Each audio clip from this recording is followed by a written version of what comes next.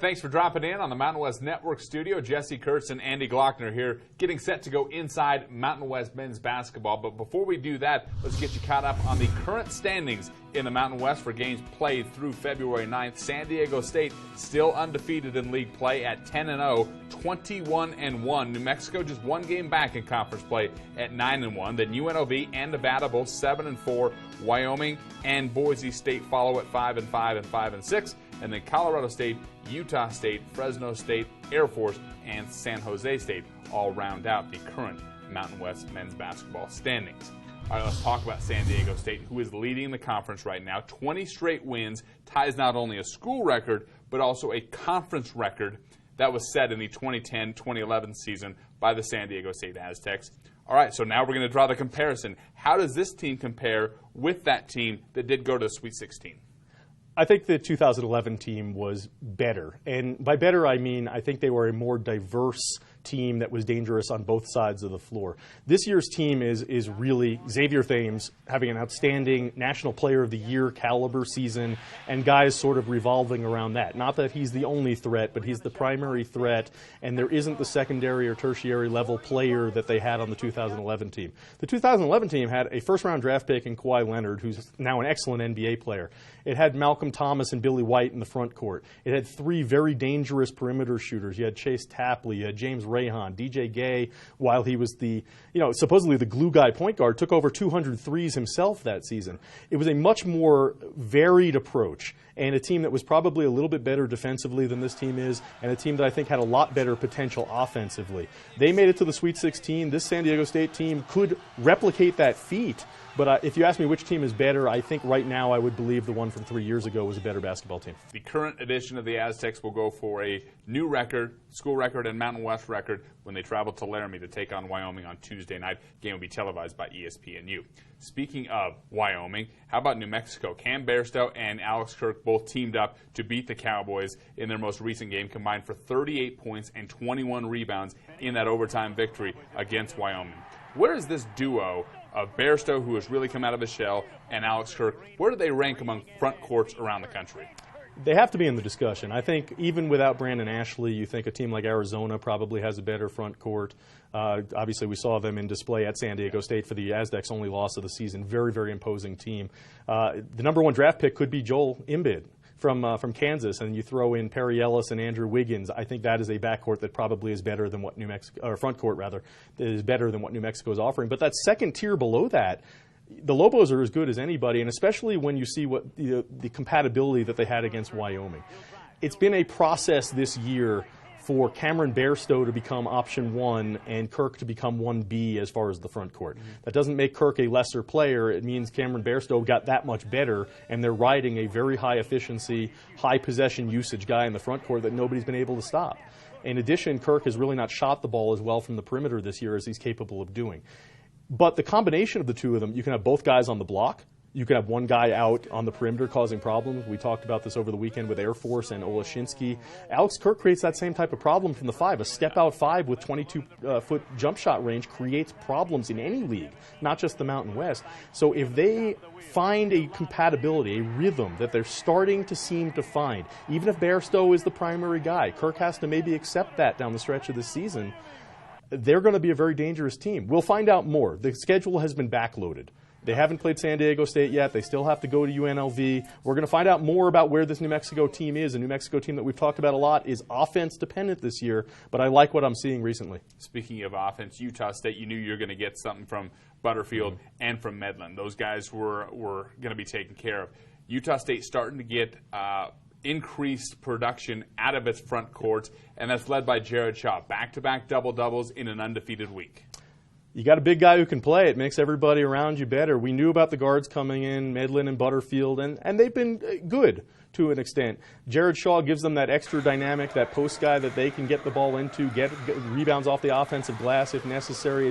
It opens up the spacing better for everybody. I think what we are seeing, though, with Utah State as they're finding themselves with some injury problems earlier in the campaign, is if you break down their season, I don't know, even at 4-7, I don't want to say they're disappointing because I think they're about where maybe they should be. The only teams that have gone in to win at the Spectrum, one of the hardest places in America to go historically, have been San Diego State, who won in overtime, and New Mexico, who got a good quality win there. They're 4-2 at home. They're 0-5 on the road, and they're really following the same steps that all the newbies in the league. San Jose State obviously a little undermanned this year, and the record is showing that. Last year, Fresno State and Nevada struggled in their first year up at this level, and even with a very experienced team with a lot of good personnel back, Utah State is having that type of growing pain this year. I think, though, this is a team, as they get more accustomed to this level, now 11 games into the league season, this is another one of those teams, when you look at the standings, 3 through 10, anybody can beat anybody. I don't think I would want to run into Utah State in a one-and-out scenario in Vegas in March. I think that's a team you're going to want to avoid for the reasons we've been talking about. Fresno State very well accustomed to those growing pains in the first year in the Mountain West. This year, though, they're starting to turn the corner, it would seem as though. You look at the win column, they've picked up 3 wins in the Mountain West, first time that they've done that in a row. They had a quality week with wins against Air Force and San Jose State, and that really starts with the backcourt play of Guerrero and Tyler Johnson. Yeah, I think Guerrero, we expected him to come in this season and provide a perimeter shooting and fearlessness element that backcourt needed last year. Huddleston and Johnson are good players. Johnson's actually a very good three-point shooter, but not a very ambitious three-point shooter. Beyond that, they're both more comfortable slashing. They're aggressive off the dribble, going to the basket. Guerrero gives them that little blend and mix. You know, he's the primary ball handler and also a guy that's ready to pull from 22 feet. So I think it gives them a little bit more defensive variety, and it gives them a defensive team that against teams like we saw Wednesday night against Air Force, they can be very disruptive on the perimeter. Now, the flip side to that is they lost all of their front court personnel, basically. They're a very small team this year. They do not have shot blocking. They do not have rim protection, and the defensive numbers are really suffering because of that. If you can penetrate them on the perimeter, then there's really not a lot of secondary help, and that's showing. So much like New Mexico this year is a more offensive team, Fresno State has flipped the script entirely from last year when they couldn't score, but they were hard to score against. This year, they can hit you from the perimeter, but they really have had a hard time in league play stopping too many teams. Colorado State, another team that had an undefeated week, wins against UNLV, and then went down to Clune Arena and beat Air Force. J.J. Avila, transfer from Navy, has been really jack of all trades for Colorado State. We saw it at Clune Arena against the Falcons. How does he help fill that void that they lost 5 really good players, important players? They needed someone to step up and play the front court and be able to pass. He's kind of been that guy, at least here through the first half of the conference season. He's representing a little bit of all 5 guys they lost. I mean, that's what he is. I spoke to Larry Eustace after the game on Saturday at Clune and surprised him even by saying Synergy Sports Technology breaks down all sorts of players by the number of possessions they have, breaks it down to every category.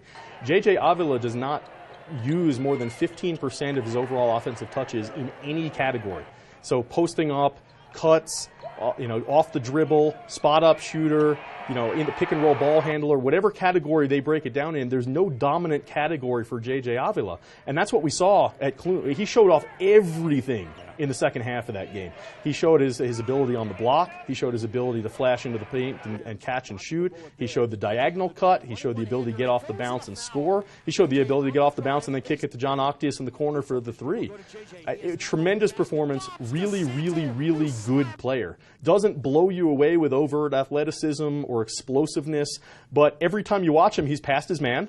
And every time you watch him, he's on the offensive glass and putting it back. And every time you watch him, he's controlling his body to the point where he can pull up in traffic and kick it out to the open guy. He's a very, very good player, and I'm looking forward to seeing him next year, even more so than this year when Colorado State fills out its roster a lot more than what they have this season. Colorado State with back-to-back NCAA tournament appearances. Going to need the auto bid probably to get there this year, but certainly going to have a stacked lineup next year. Speaking of the NCAA tournament, right now you still have 2 Mountain West teams in San Diego State and New Mexico. What sort of seeds are they looking at this point?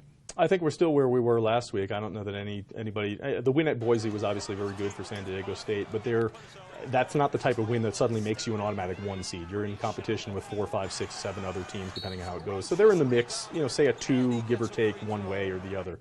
New Mexico last week was probably a 9. Maybe they're a seed line above that.